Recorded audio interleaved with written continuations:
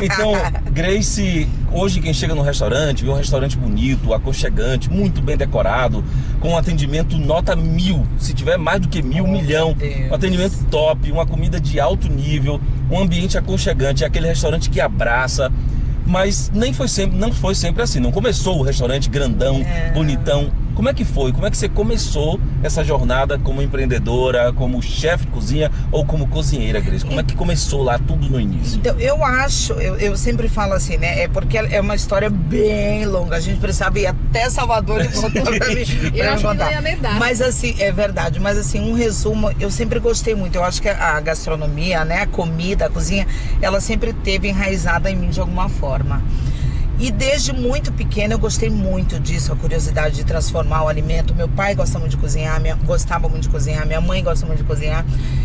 E foi numa necessidade onde eu descobri realmente que eu tinha um feeling, exatamente, que aquilo ali funcionava e que eu tinha mão, que não era qualquer pessoa que conseguia limpar um peixe.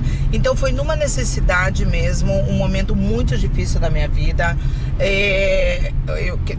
Todo mundo sabe, né? Eu fui mãe muito nova, então eu fui uma mãe que tive um monte de problemas. Eu tive um pai que sofria de alcoolismo então isso daí gerou discussões, isso, aquilo, a minha cabeça muito pequena. Eu fui pra rua com a minha filha, muito pequena nos braços. Então eu fui acolhida numa ilha de pescadores. Nossa. Pra poder fazer algo pela minha filha, que nessa época tinha apenas 60 dias de vida. Eu fui parar numa casa de pescadores, onde eu pedi ajuda, expliquei a situação. E para eles poderem me ajudar, ela disse: olha, Grace, a única forma que a gente pode te ajudar é dando um alimento para sua filha. Em troca, você vai nos ajudar. De que forma? Bom, a gente vende pastéis. Eles eram pescadores e vendiam pastel na beirada da praia. Ele disse: olha, você vai ter que limpar peixe. Você sabe? Sei, mentira. Nossa senhora. Eu não sabia nem, eu acho que eu nunca tinha visto nenhum peixe vivo inteiro na minha frente. E me ensinaram, então comecei ali a limpar peixe na beira da praia, sentada literalmente na beira da praia com minha filha do lado. Comecei a limpar peixe, depois descascar camarão, aquilo ali em troca de uma mamadeira de leite, em troca de uma fralda. E aquilo ali foi assim, dia a dia, não foram nem meses. Dia a dia eu fui fazendo cada vez mais, porque eu via que se eu fizesse mais, minha filha ia ter mais e eu ia ter mais.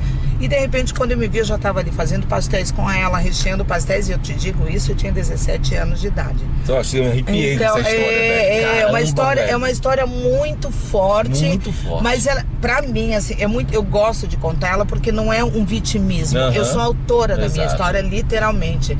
Então foi uma história, eu fiquei muito forte ali, eu cresci muito. Eu andava diariamente 4 quilômetros com a minha filha embaixo do braço, porque eu tinha muito medo que alguém tirasse ela de mim. Então eu andava 4 quilômetros com ela embaixo do braço para ir comprar os temperos e voltar, e com as sacolas de compra na ilha, descalça. É uma história...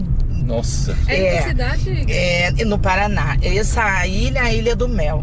A Ilha do Mel. Ilha do Mel. Muito famosa hoje, É muito famosa. Mandaram a gente ir lá filmar. É muito lindo, é um lugar maravilhoso. E é um lugar assim que... faz muito parte da minha história, e foi onde eu comecei realmente uma base de dizer que legal. Então, de repente, a Silvia e o seu Azevedo, que Deus o tenha em bom lugar, porque eles foram anjos na minha vida e na vida da minha filha, tanto que eles são os padrinhos da minha filha também, que foi batizada ali numa igrejinha, eu descalça, ela com a roupinha que ela tinha, uma coisa, um cenário todo divino, e que é uma base que eu não consigo olhar para trás sem contar essa história, porque foi onde eu vi, eu falei, eu consigo, eu tenho força. Então foi onde eu comecei a gostar.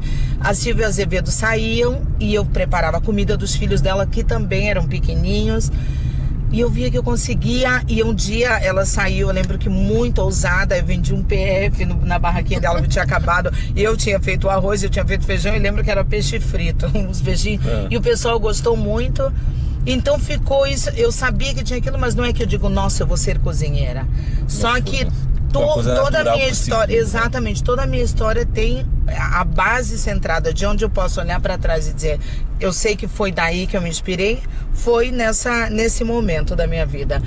E bom, e foi passando, meu pai, logo depois eu voltei para casa do meu pai, eu casei, meu pai pediu para mim assumir a empresa, meu pai tinha uma fornecedora de navios, eu perdi o meu pai e eu fiquei dentro da fornecedora de navios com o meu ex-marido. Não conseguia tocar, não era aquilo que eu queria, eu tava ali, eu sentia falta do meu pai, tarará. Conheci o meu novo marido, Fabiano. O argentino. O argentino. Na verdade... Ele tá aqui.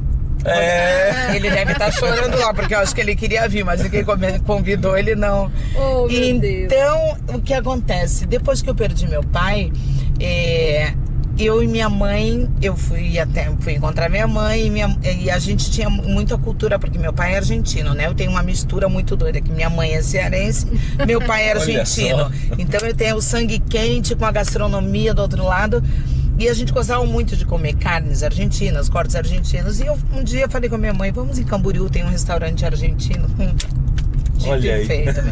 Então eu fui até esse restaurante e de quem era? Do meu futuro marido. De quando eu olhei, eu falei, eu caso com ele. Literalmente foi assim. Eu tinha acabado de separar, fazia 2 meses que eu tava separada do meu primeiro marido. E eu falei, mãe, eu caso com ele. Minha mãe, pelo amor de Deus, você nem. Eu digo, ele é grandão, né? Imagino que deve ser muito bonitão.